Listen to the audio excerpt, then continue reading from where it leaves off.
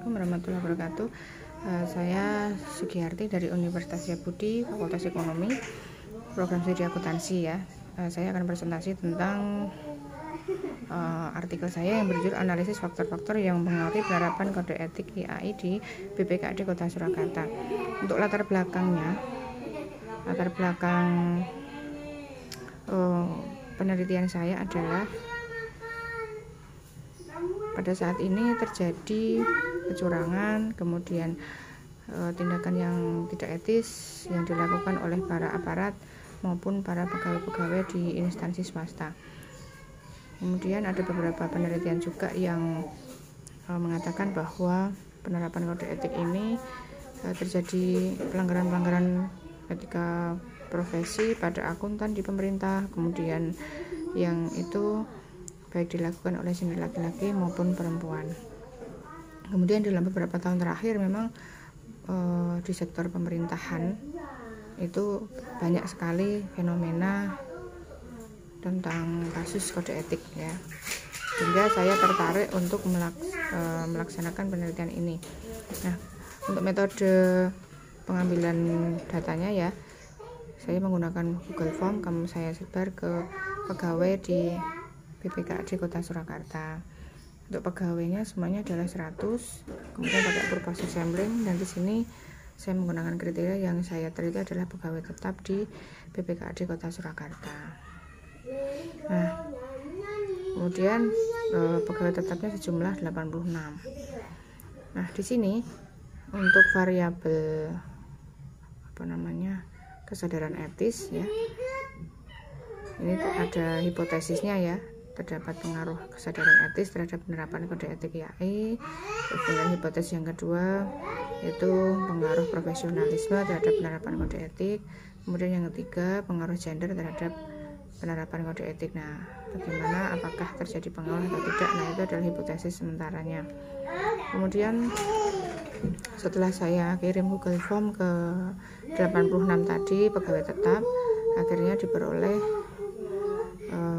hasil ya. Nah, sebelum saya menampilkan hasilnya, nah di sini juga akan saya jelaskan definisi operasional. Nah, di sini ada penerapan kode etik ya. Di situ ada tanggung jawab profesi, kepentingan publik, integritas, objektivitas, kompetensi, dan kehati-hatian profesional, kerahasiaan, perilaku profesional, dan standar teknis. Kemudian kalau variabel kesadaran etis ini adalah kemampuan individu mengevaluasi, mempertimbangkan nilai-nilai etika dalam setiap kejadian. Nah, jadi di sini adalah tentang konstansi tindakan manusia. Kemudian untuk definisi operasional untuk profesionalisme diukur dari dedikasi, kewajiban sosial, independensi, keyakinan pada regulasi, hubungan dengan sesama, dan profesi.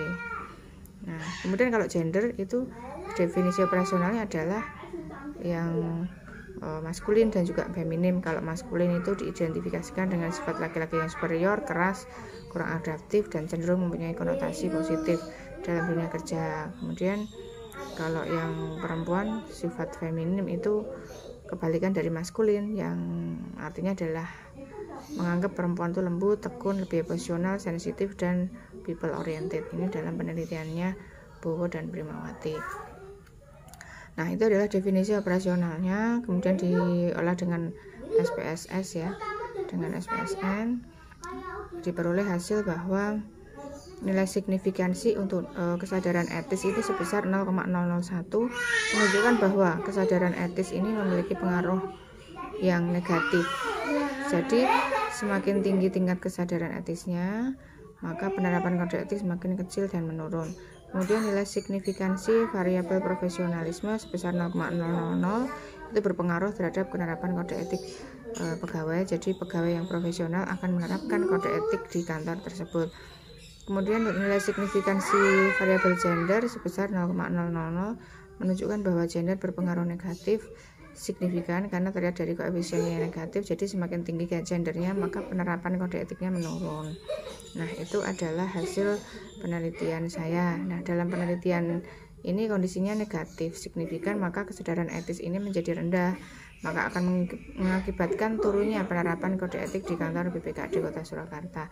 Sedangkan kalau gender, jika terdapat perbedaan jenis gender, maka akan dapat menurunkan penerapan kode etik. Nah, itu ringkasan artikel dari saya. Mohon maaf saya buat video karena anak saya masih baby, jadi tidak bisa mengikuti presentasi secara online. Dan ini juga webinarnya juga off cam, jadi saya sambil untuk mengikuti webinar. Semoga